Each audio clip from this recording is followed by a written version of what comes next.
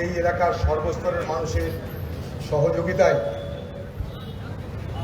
আজ এখানে যে নির্বাচনী সভা হচ্ছে সেই সভায় উপস্থিত এই এলাকার সর্বস্তরের আমার গুরুজন ব্যক্তিবর্গ, শ্রদ্ধেয়া মাতৃমণ্ডলী, বন্ধু, সহকর্মী, ছোট ছোট ভাই এবং বোনেরা,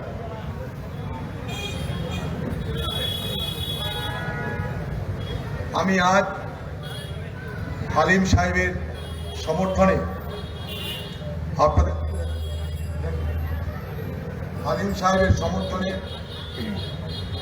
আপনাদের কাছে দুয়া আশীর্বাদ চাইতে এসেছি। আমি এক সময় পশ্চিমবঙ্গ বিধানসভার বিধায়ক ছিলাম। আব্দুল হালিম সাহেবকে আমি স্পিকার হিসাবে দেখেছিলাম। তার ইন্তেকাল হয়ে গেছে, তিনি আমাদের মধ্যে নেই, কিন্তু এটা ঠিক যে তিনি একজন ইমানদার লোক ছিলেন। রব্বানা তানাফিদে দুনিয়া হাসানা তাও ওয়াকিন আখিরাতে হাসানা তাও ওয়াকিন আযাবান নার। তার ইন্তেকাল হয়েছে, তিনি আমাদের স্মরণে আছেন, কারণ তিনি একজন নেক ইনসান ছিলেন, ইমানদার ইনসান ছিলেন। আজকে তার সন্তানের জন্য এখানে মানুষের কাছে দুয়া আশীর্বাদ চাইতে পারবার যে আমার সুযোগ হয়েছে, তার জন্য আমি আল্লাহ তাআলাকে শুকরগুজার করি।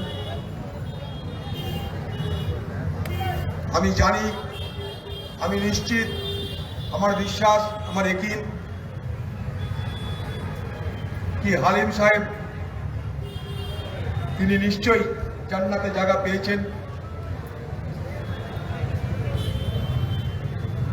আজকে তার সন্তান আপনাদের কাছে এসেছে ভোট চাইতে, সেও একজন নেক ইনসান, এটুকু আমরা সবাই জানি।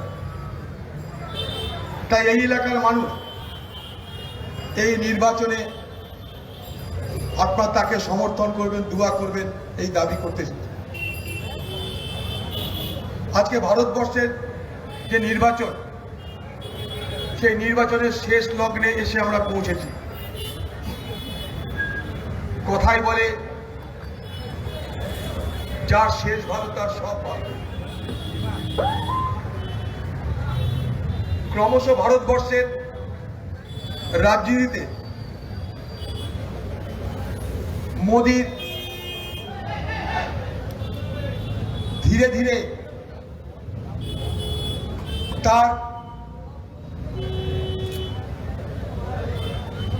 দলের পরাজয় দেখতে পাচ্ছি। ভারতবর্ষের রাজনীতিতে এক বিরাট পরিবর্তন শুরু হয়েছে। যখন ভোট শুরু হয়েছিল তখন মোদির স্লোগান ছিল इस बार 400 पार, और अब हम कह रहे हैं बड़े दावे के साथ, इस बार मोदी जी आप सत्ता से बाहर। क्योंकि हिंदुस्तान के आम लोग अपना क्रोध आपके खिलाफ प्रकट कर रहे हैं। सारे हिंदुस्तान में एक बदलाव की माहौल पैदा हो चुके हैं। इसलिए यहाँ के आम लोगों को मैं जरूर ये फरमाइश करूंगा कि नजर बदलो, नजरें बदल जाएंगे।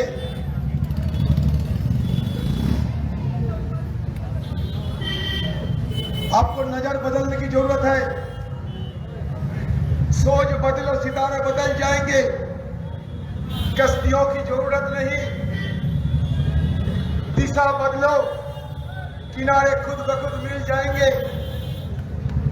यहाँ के आम लोग, आप सोचिए क्या करना है, क्योंकि देश की हालत मोदी जी की अगुवाई में दिन के दिन खतरे की ओर गुजर रहे हैं। हमारे देश में बेरोजगारी की बात नहीं होते, हमारे रोजमर्रा की जो दिक्कतें हैं इस पर चर्चा नहीं होते। सारे देश में मोदी जी की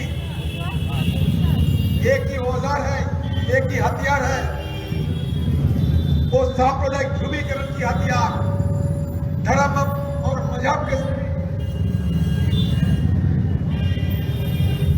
नाम पे देश को बंटना चाहते हैं। और इससे अब सब लोगों को सावधानी बरतनी होगी, ये मैं जरूर कहना चाहते हैं। हमारे देश के इतिहास को बदलने की कोशिश की जा रहे हैं।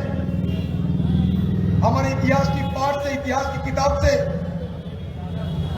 मुगल सल्तनत को हटाए गए हैं, मुगल सल्तनत को हटाए गए हैं।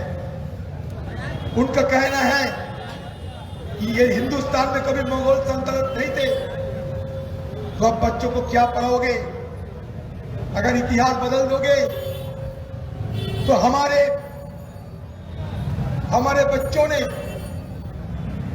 अगले दिन, हमारे भविष्य पीढ़ी ने अगले दिन क्या सीखेगा, ये हम सबको सोचना पड़ेगा। आज देश के इतिहास को लोगों के सामने गुमराह करने के लिए, लोगों को भड़काने और बरगलाने के लिए हर संभव प्रयास की जा रही है, हर संभव साजिश की जा रही है। ये कहते हैं कि हम